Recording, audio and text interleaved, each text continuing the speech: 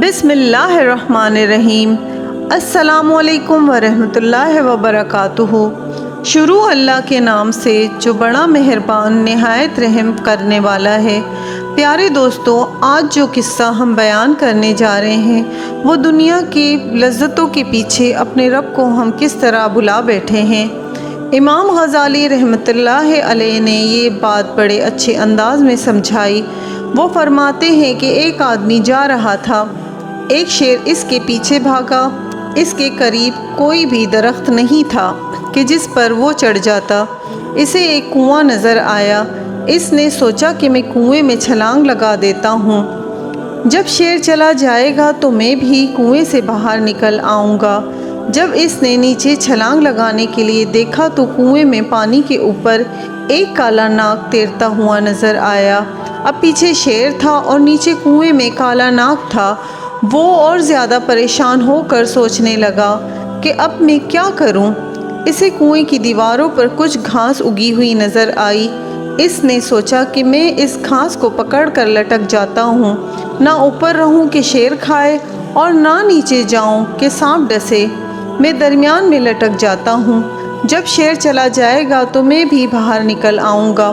تھوڑی دیر کے بعد اس نے دیکھا کہ ایک کالا اور سفید چوہا دونوں اس گھاس کو کاٹ رہے تھے، جس سے گھاس کو پکڑ کر لٹک رہا تھا۔ اب اسے اور زیادہ پریشانی ہوئی۔ اس پریشانی کے عالم میں جب اس نے ادھر ادھر دیکھا تو اسے قریب ہی شہد کی مکھیوں کا ایک چھتا نظر آیا۔ اس پر مکھیاں تو نہیں تھی مگر وہ شہد سے بھرا ہوا تھا۔ یہ چھتا دیکھ کر اسے خیال آیا کہ ذرا دیکھوں تو صحیح اس میں کیسا شہد ہے۔ چنانچہ اس نے ایک ساتھ گھاس کو پکڑا اور دوسرے ہاتھ کی انگلی پر جب شہد لگا کر چکھا تو اسے بڑا مزہ آیا۔ اب وہ اسے چاٹنے میں مشغول ہو گیا۔ نہ اسے شیر یاد رہا، نہ ناگ یاد رہا اور نہ ہی اسے چوہے یاد رہے۔ سوچے کہ اس کا انجام کیا ہوگا۔ اے دوست، تیری مثال اسی انسان کی سی ہے۔